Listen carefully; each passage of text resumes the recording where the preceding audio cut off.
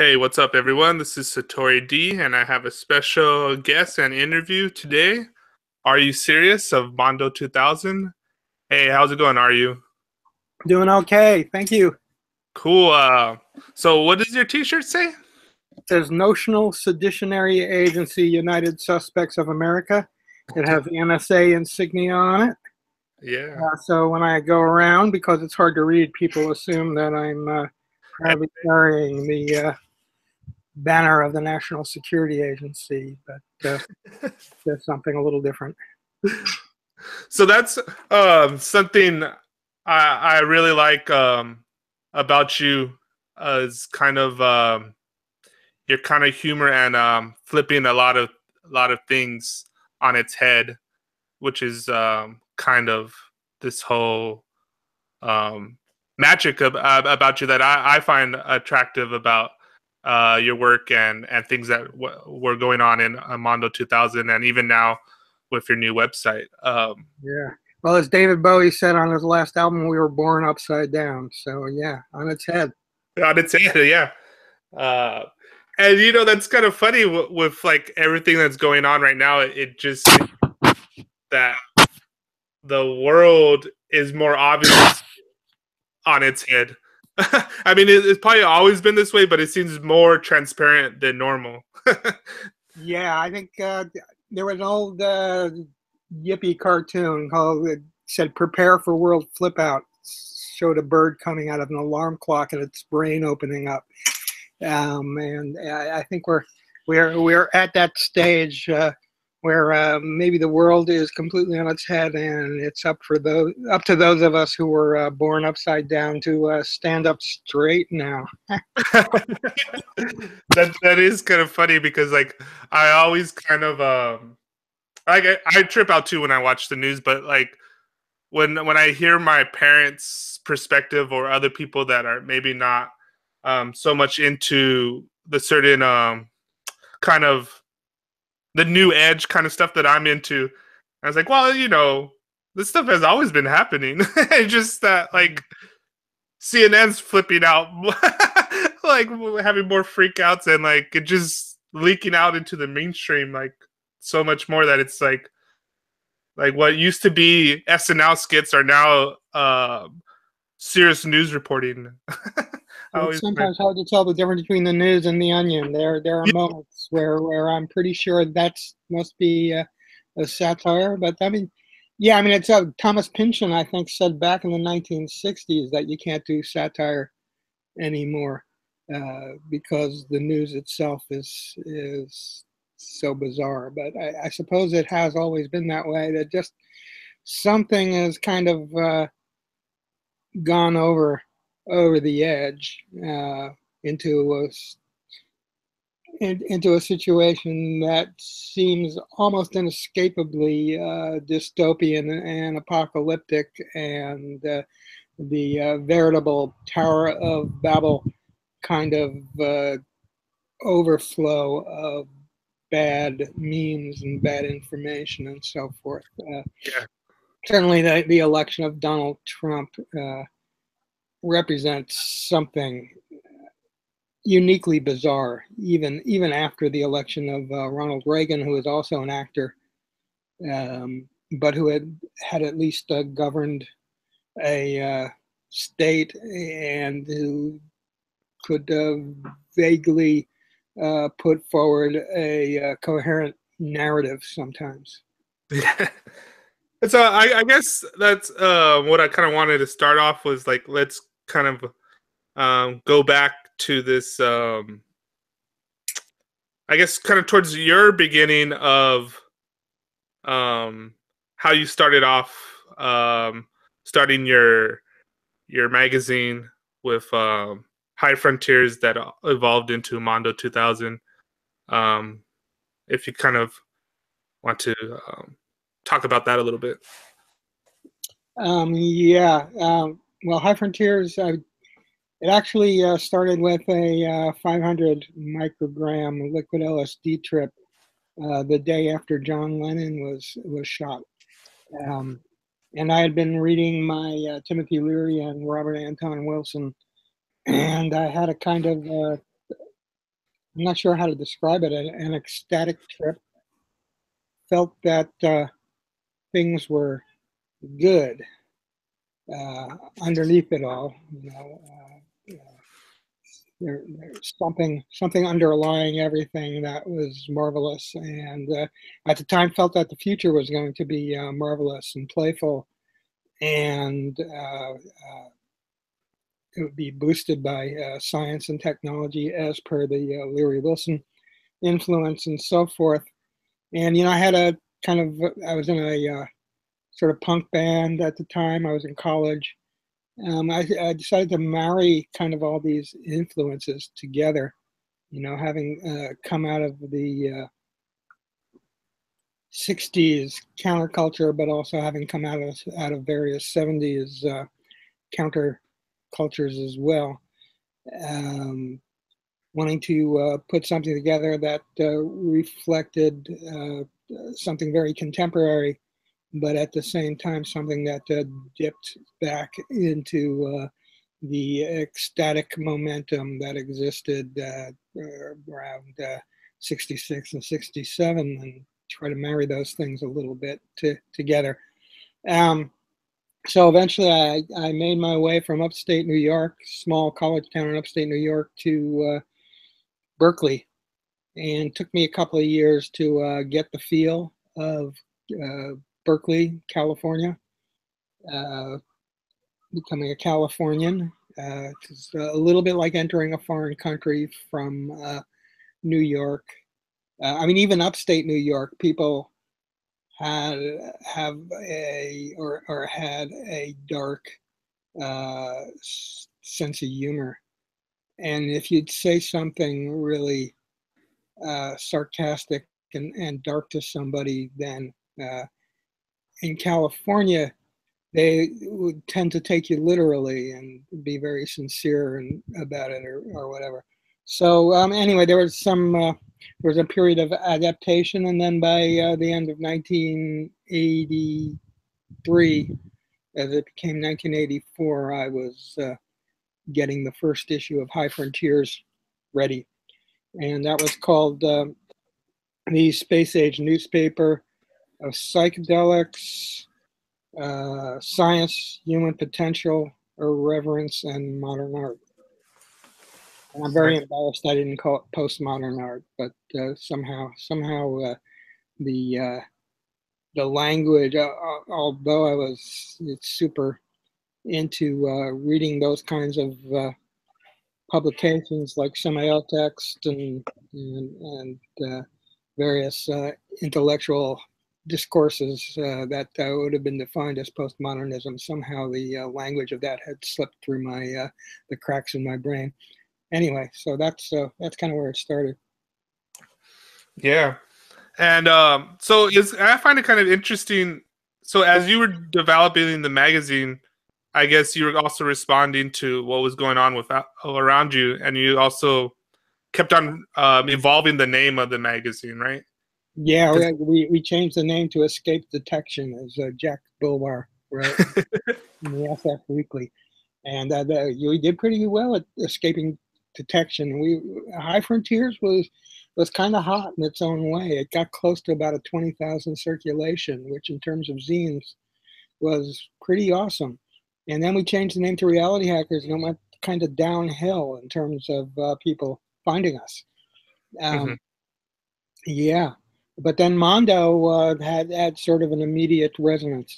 So just in terms of influence and so forth, everything picked up once we landed on the name Mondo 2000. And all credit goes to Allison Kennedy, aka Queen Moo, for saying Mondo to me when I came to her room and said, everybody's using 2000 to sell crap. We should put 2000 in our name. And she said, Mondo.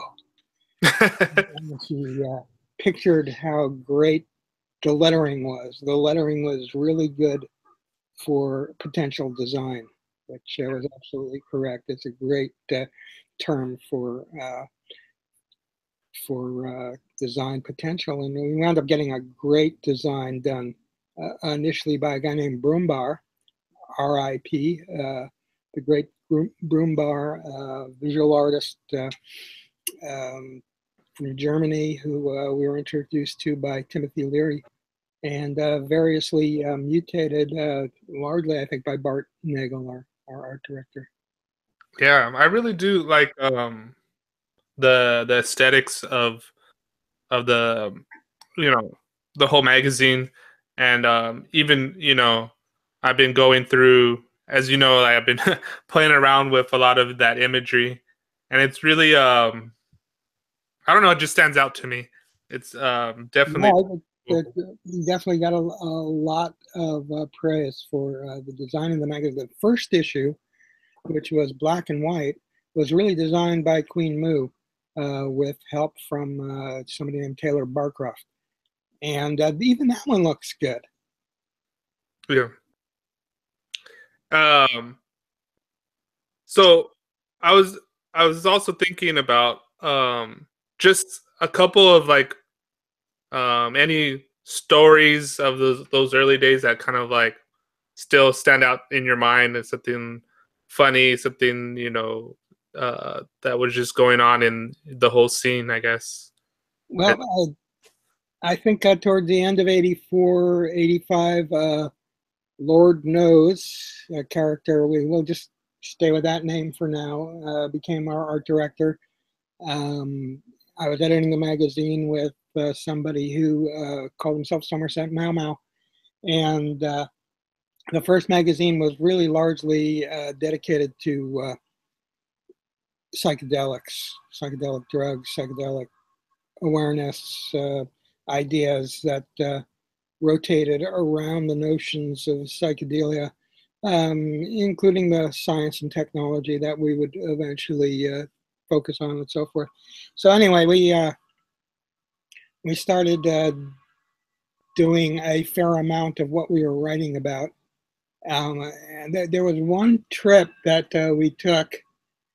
I think it was LSD. And we're up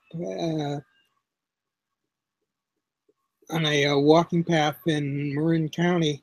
And as we were coming down, we all expressed the same sense that we were coming down into a parallel reality, that everything was the same but a little bit different, and we had jumped from one reality into a into a different parallel reality. So we went back into Mill Valley, California, where Somerset Mau Mau had a place at that time. We left off Lord Knows, and it got to be around 11 a.m. and we were hungry. We went to this burrito place in Mill Valley, and the guy in front of us was naked. So at that point, we were really pretty certain that we had come down in an alternative universe. and the guy behind the counter kind of shrugged and said, "Oh yeah, he does that all the time." Now I'd never seen him before or since. But he said, so he called Terence McKenna to ask him if the universe had changed. And he just howled with laughter. And then we went off to some beach and drank some beers. Horrible little beach that you can see San Quentin from. Is that the one that's in Marin? Yeah, San Quentin. Really desultory, awful thing. But we were planning this. We had made contact with somebody who was managing Robert Anton Wilson, and we were planning. He was available to speak for $500, and we thought that was great. And we were planning an event, or we were going to plan an event with Robert Anton Wilson speaking as a benefit for the magazine, so that we could get our second edition published. And we had decided that we thought it would be a good idea to do it on a houseboat that had been famous because Alan Watts had lived there and held seminars there and events and so forth. So we went to the houseboat. We drove over to the houseboat after still trailing on the LSD, but having drank 3 beers each also. So kind of sodden trails. And we tapped on the door, and this really old woman answered the door, who sort of had the presentation of an old crone. I mean, it's just to us tripping. She looked like an old crone, and in this really scratchy voice, she complained for about an hour while we stood there at the door. And there's some story about how she was trying to maintain the spirit of the Alan Watts houseboat, and some yuppies were trying to ruin it for her. And it turned out that she was just there. She had snuck in. She was just squatting. So I suppose there's no real conclusion to that story other than that we took some drugs and funny things happened. And perhaps we landed in an alternative universe. I'm not really sure. Yeah, I mean, you probably sent a ripple through the course of reality and changed everything. So we have you to blame for this. Yeah, we caused it all. I guess one of the funniest things when I was listening to you on Team Human, and you were talking about Operation Mindfuck was too successful, and then Douglas Rushkoff kind of laughs. Is like, so are you taking responsibility for what's happening? And he said, yeah, I kind of am. Yeah, we did it. You guys did it. But I think that's some of the legacy of what you guys were doing at that time with Mondo. And as I kind of researched more about you guys, and just kind of in the context of what's happening right now, is like the internet has this kind of this. I don't know. Did you guys were able to see how strange, I guess, the internet was gonna mutate or be able to have this meme magic that we have now? And like, I don't think very many people were talking or thinking about the internet as the place in which the entire economy lives, a place for commerce, and for everything that comes with commerce. I think we're almost universally thinking about it as a place for information and communication, and not as the place where our money was going to be, and everything related to that. So, I mean, we were expecting things to be maybe even stranger, but in a different way. And I think, I mean, when you're looking at a future that isn't there,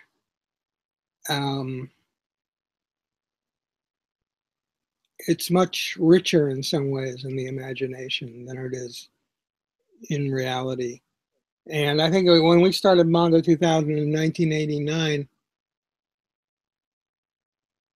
as being among some of the few people who were aware of the extent to which technology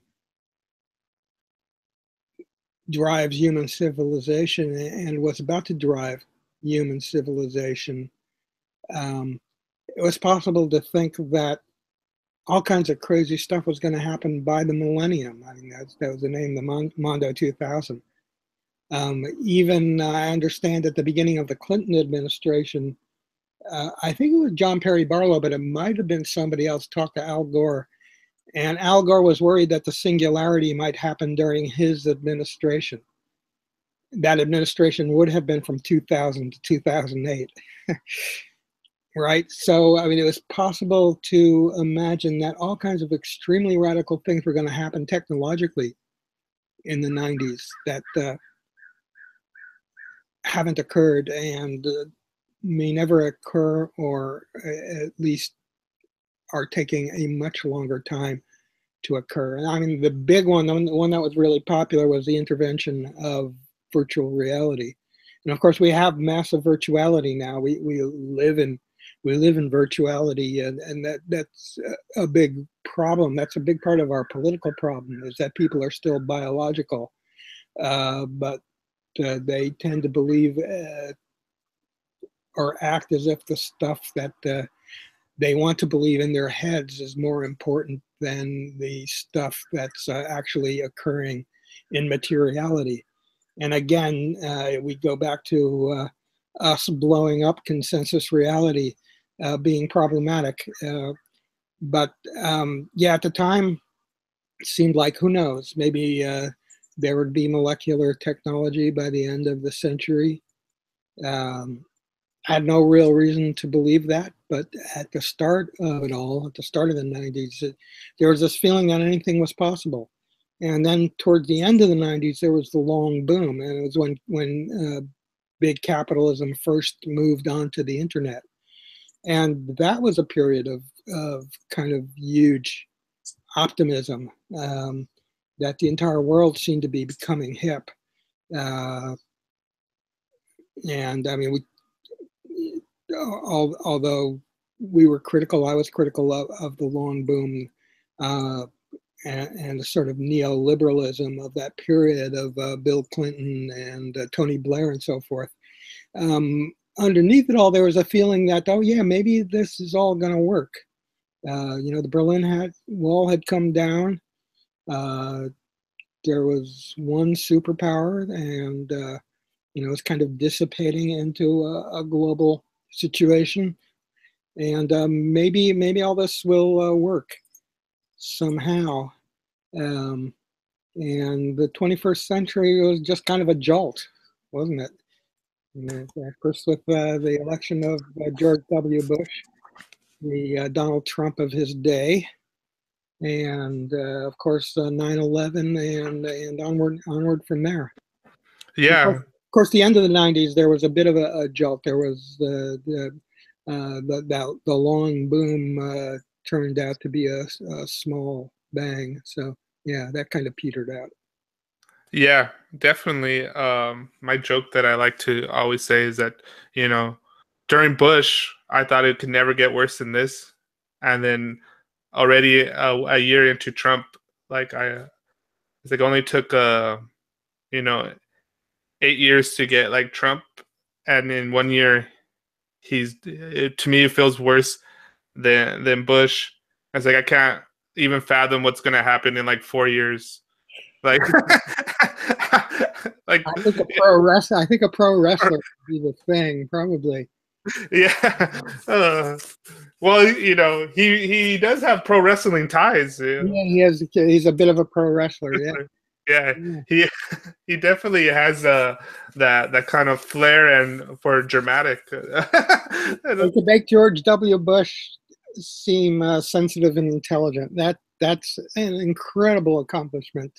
Yeah, that is always the most mind-boggling, where you have people. I mean, where it was like me. I mean, I thought, like, I remember during after 9/11.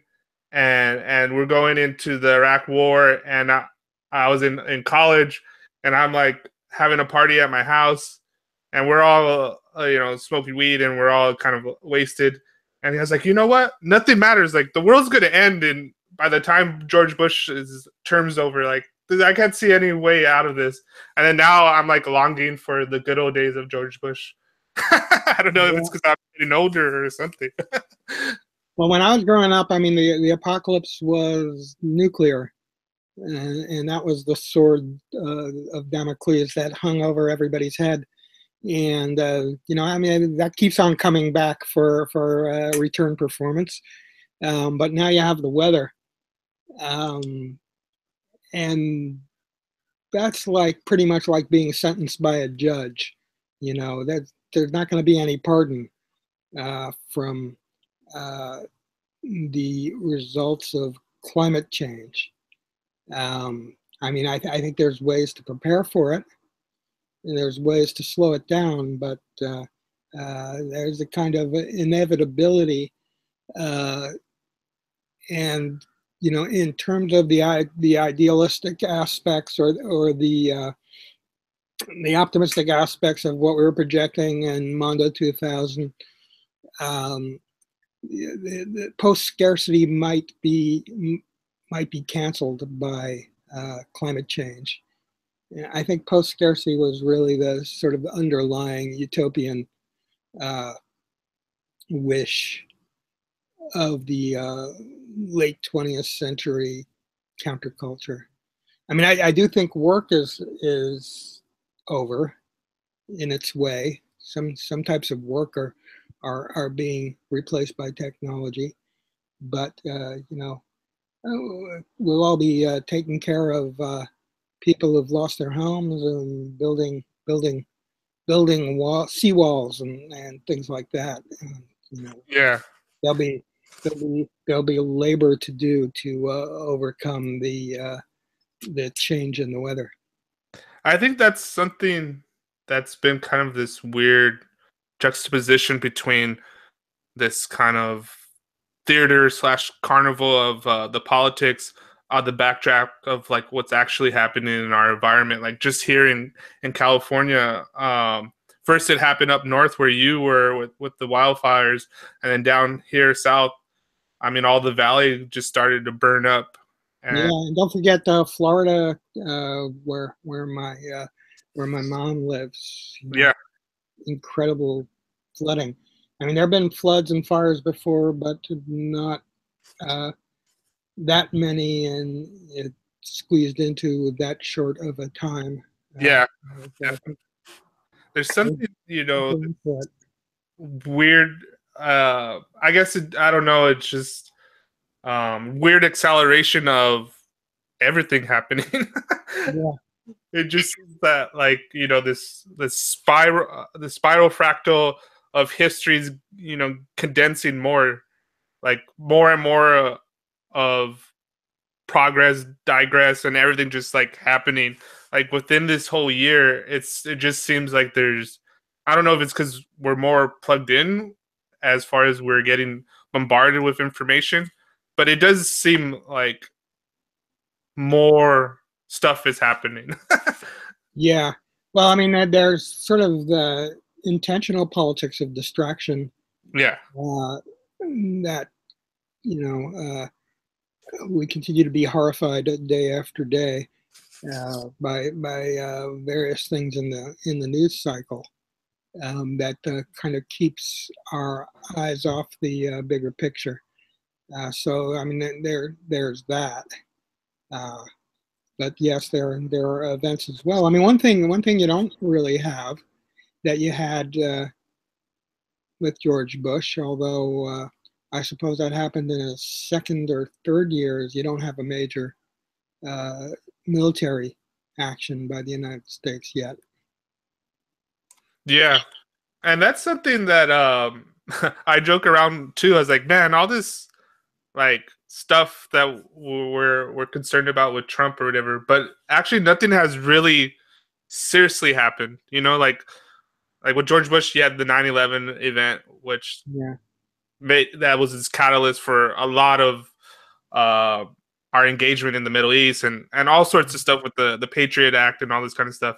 Yeah. And there's not that single event that has happened, but there's already stuff that's happening that probably will have these adverse effects that I see. Just recently, the other day, net neutrality gets repealed, and that's something that I think there, whatever it is, but the forces that be, there. It seems like a lot of stuff. When the internet first broke, there's talking about disrupting the whole system, and like we're getting like connected peer to peer, and people started doing commerce on there, like anybody could set up shop and do all this kind of stuff, and then slowly but surely they're trying to get a grasp of what's going on, and you see them trying to toll the bandwidth.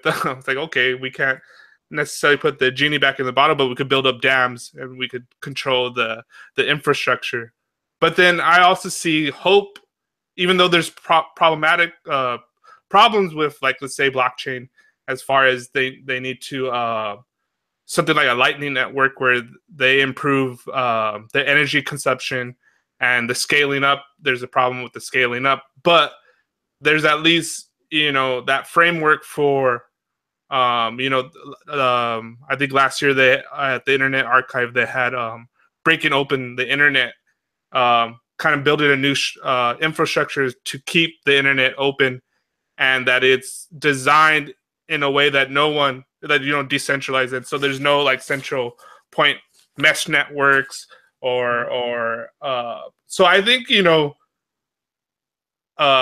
some line that I heard recently is like life always finds a way, and that we seem like as a species or life needs these pressures to kind of evolve or mutate. And I guess kind of going back to something you used to say, when you had that vision or acid trip, and then you came over to the West Coast to help mutate humanity. And I guess now in our present moment, I think there's signs around the edges where people are working towards that. People are playing with that still, and I think no matter what happens, and even sometimes in spite and because of what's happening, that we as humanity and on the edges get kind of fired to say, okay, this is how we're going to circumvent that. This is what we're going to do, and so on and so forth. Okay. Yeah. I guess it's interesting to me. I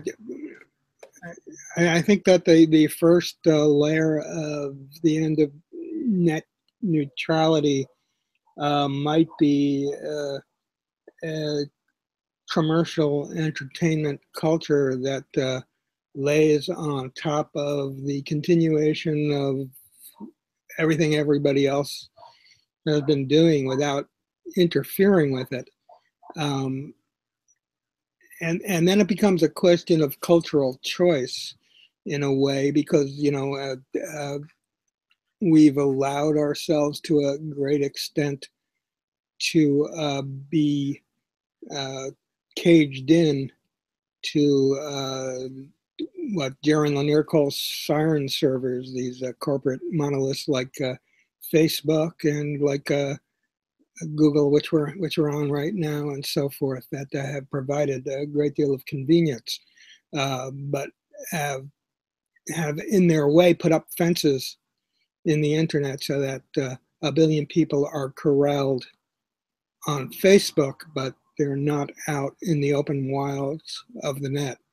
And some of that is inevitable because, culturally, we weren't all going to be sort of individual creators of our own spaces via which we would interact with other people in other spaces and so forth.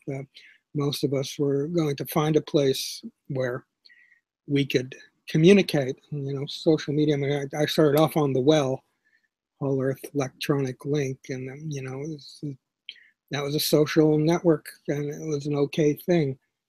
So some of what happens now is going to depend on to what extent people allow themselves to be distracted by the entertainment culture that further layers itself on top of the open internet. I'm already, fairly distracted by Netflix and stuff like that. It's going to get better in terms of entertainment access. How distracted will I be by all that good entertainment? And then how distracted will other people be? And I think that, in terms of, really sort of closing down the free internet and putting up turnstiles and further censoring open communication and so forth. Um, it's kind of a trickle down, it happens slowly and it's sneaky. It's not like it all gets shut down at once. But anyway, that's my wrap on it. And I do agree that there are all kinds of brilliant people from hacker culture. You're talking about the people who still want to mutate and take over the world, and they're still out there, and they're still brilliant, and they're still up to stuff too. So there's always that dynamic, and we'll see what happens. Yeah, and that kind of circles back around to the concept of kind of what evolved out of this phrase, cyberpunk. Being a punk, and when I was younger, I remember when I first listened to some punk music, and I was reading the lyrics of the Ramones, and I thought, I could write a song like that. Like, I could play power chords like that. Like, I thought, stuff on the radio were the gods, right? And I'm a mere mortal, Yeah, and I can't do that. And Hollywood's these other people, and I'm just this average person, and what can I do? And then I see different things, and I'm like, I could do that. I could write that. I could do that. But this attitude of being a punk is like, like, fuck them. I could do my own thing. I could make my own website. I could rip any TV show actually and play with their visuals and remix it and make my own thing and keep on going. I think I get distracted too as well, but I think part of what I do, what I find cool as well is not only there's all this media to consume, but there's all this media to play with. yeah, There's so many digital colors to paint pictures with, to rip up and recombine, and that's what kind of fuels me as I keep on going, and whatever it is that I'm doing. I don't even know what I'm doing, but just having fun and playing and meeting interesting people and seeing who's down to play is always something cool, and I think that's never gonna, like, that part of that human spirit, where that's something that's always going to stick with us, that is always going to be here. Yeah, there's also a lot of term that I like to use, and it's called the luminous dark, and that and just as a concept of a lot of times, if I've been doing a lot of stuff on this new website. It's not that new anymore, but it's an up and coming social networking site called Minds. And when I first got there, it was only like a few people, and I'll be doing stuff, and everybody kind of has like this, like, SatoriD is whatever their image of me, because I was always trying to do something different than everybody else. Not that I wasn't aware of the politics of what's going on right now, but I was just like, this kind of like bores me. Let me do something different with that, and not the same narratives, because we were getting a lot of people from YouTube, and that same YouTube narrative was coming onto Minds, and I was like, Minds is different. Like, let's try to do something different. Like, why do we want another like YouTube or Twitter or Facebook? Like, we the first colonizers of Minds moved away from that, like, because we didn't like it. yeah. Like, let's make our own thing. Like, this should be our own, like, and I was always touting about like Minds art, like, and that was like this collaborative narrative that I've always trying to be doing. But I guess, moving forward, it's something interesting that I wanted to bring up, and we could start wrapping things up. But for you, what have you seen on the new edge of like technology, art that gets you excited, a culture, whether it be music, new developments, people, writers, thinkers, or anything that really that you're into right now? Um, uh, nothing really comes to mind. Nothing really comes to mind. I mean, I mentioned earlier that the hacking class is still at it, and Yeah. that always fills me with interest. Um, Barrett Brown has a project, the name of which escapes me at the moment, but it's fundamentally appears to be a situation for uh, information hacking and investigative journalism, uh, a place where people can safely uh, share, process, and then release information that otherwise doesn't get to the public. And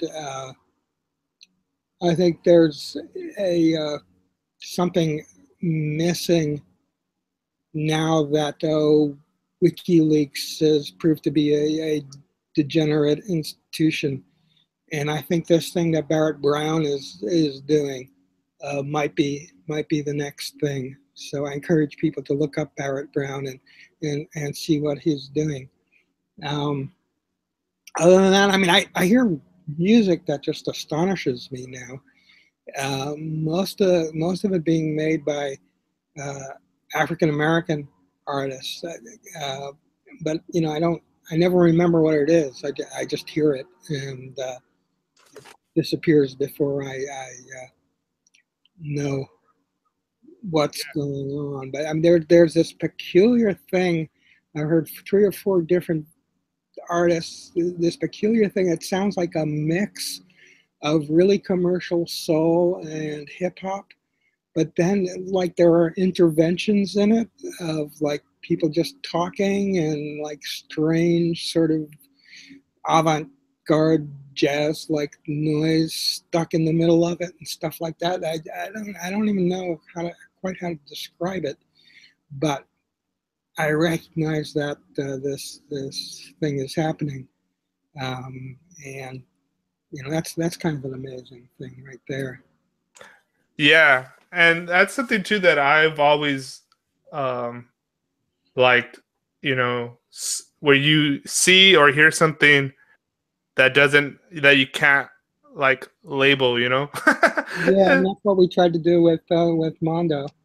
You know, and yeah, that's something too that's kind of interesting as the more marketing has like saturated the internet, and so like there's like what I was talking about, like the kind of like YouTube narrative culture and things. It's all about like branding, and you have to stick into your little niche, and it's all about pushing your brand and sticking to that so you could get more likes, and then you could get a bigger piece of the advertisement pie and all this kind of stuff that for things too that I'm interested in, and I know what you were doing with Mondo 2000, and even now with your website. Like it's a broad brush. Like there's a whole mixture of things that you're interested in. yeah, It's not just like because there's new websites out there. I mean, there's tons of psychedelic websites. There's yeah, tons of technology websites, whether it's like Wired or whatever, but they seem to stick in their lane. Like yeah. I mean, that was really the thing that happened when Wired came along is they were genre specific, as much as they were doing sort of journalistic. They had a journalistic approach, whereas ours was more eccentric. Probably their biggest advantage was that they were genre specific, um, and they knew where the tech geeks were at and what they were interested in, and we were all over the place. I mean, you could barely really call Mondo 2000 a tech magazine. We had rock interviews. I mean, we had music, we had pranks, surrealism, borderline porn. I mean, we had everything in there. It was like Japanese used to have these magazines that like was every genre of magazine all thrown into one magazine. And I remember Eric Gullickson came back from Japan and showed us a Japanese magazine and said, "This is like what Mondo is doing. It's like we tried to suck every magazine that we liked into the Mondo 2000 aesthetics. So we liked rock and roll magazines. We liked fashion magazines and clubby magazines and humor magazines, Mad Magazine, National Lampoon. We liked Dadaist magazines. We liked all those things.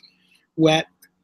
We had 100 different influences, and we basically tried to suck all of it into one, between the pages of a 164-page magazine.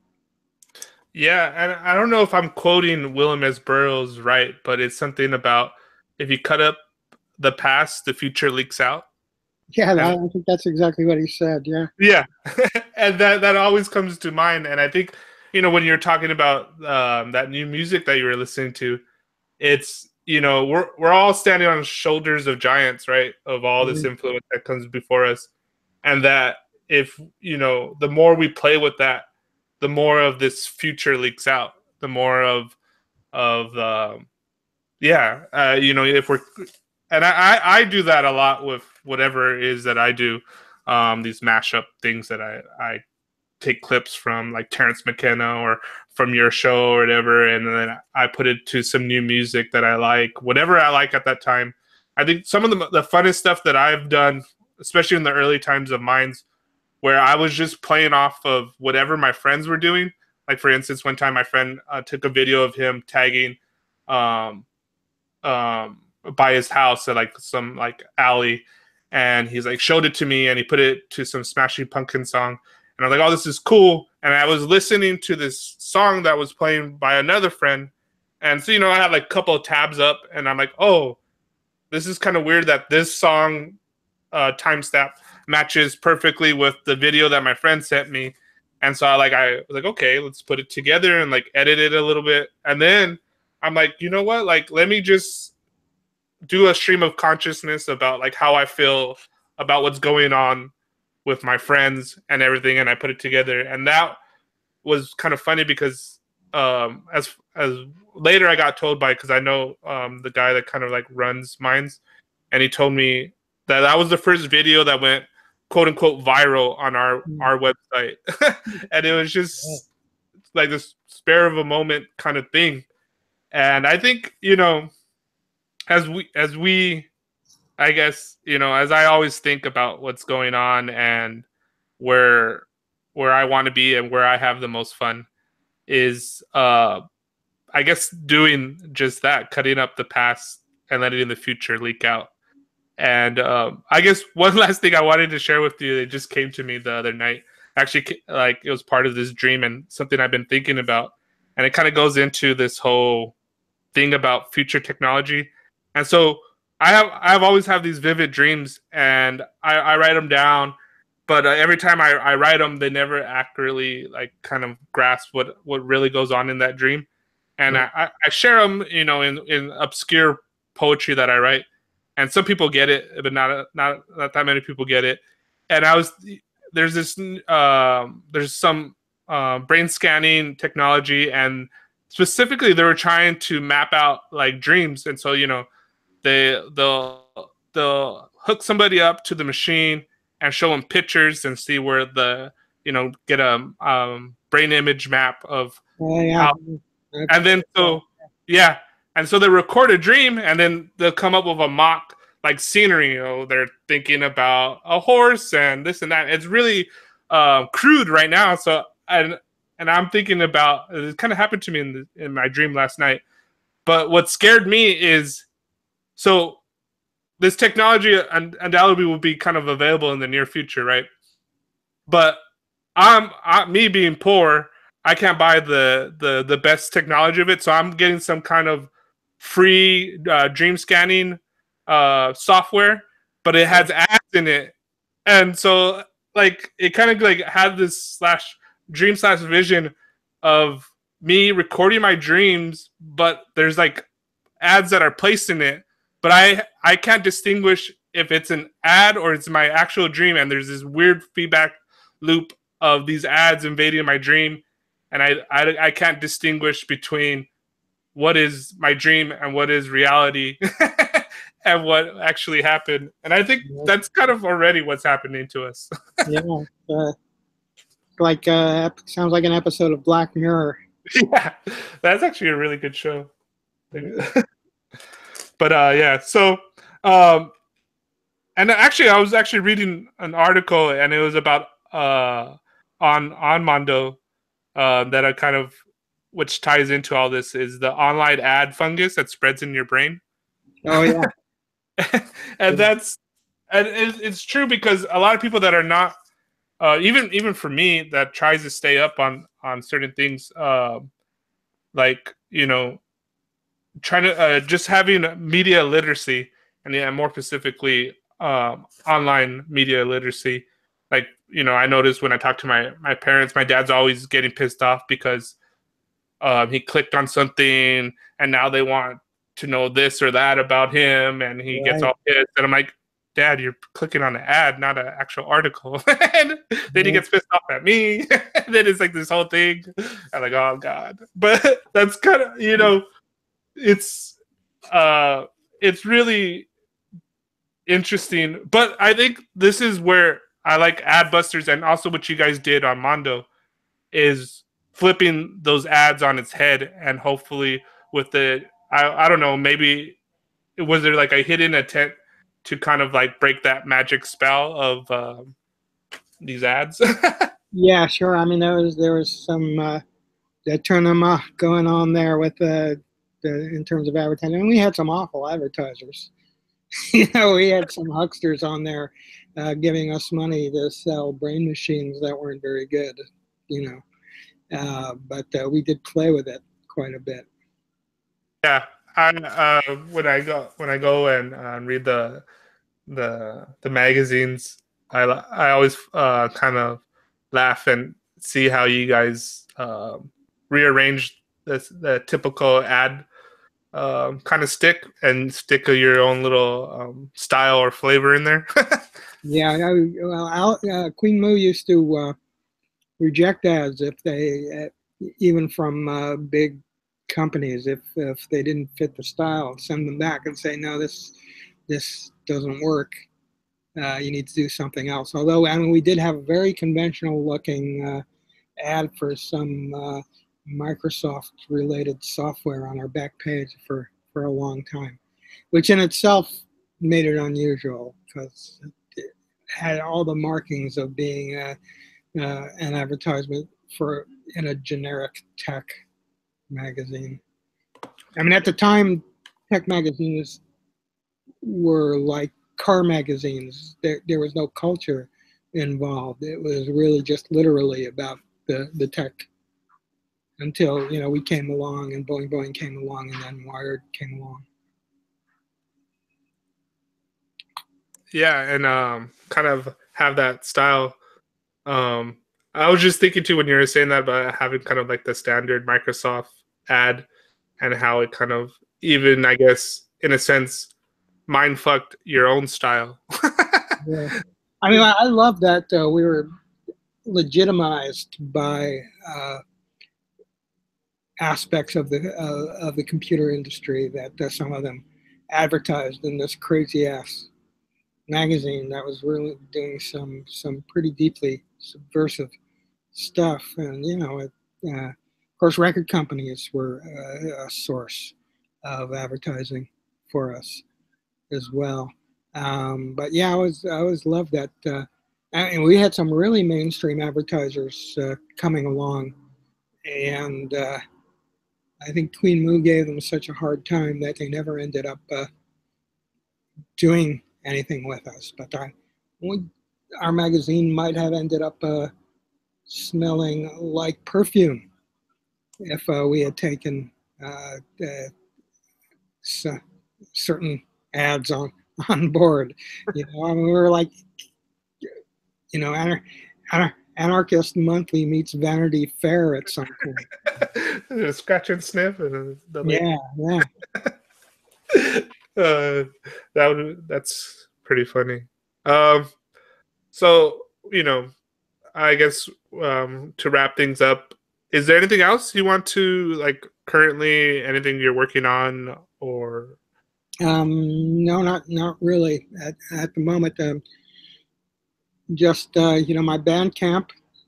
People should look at my Bandcamp, and there's lots of music on there and lots of new stuff that has been done over the last few years. I believe it's /Are You Serious on Bandcamp. And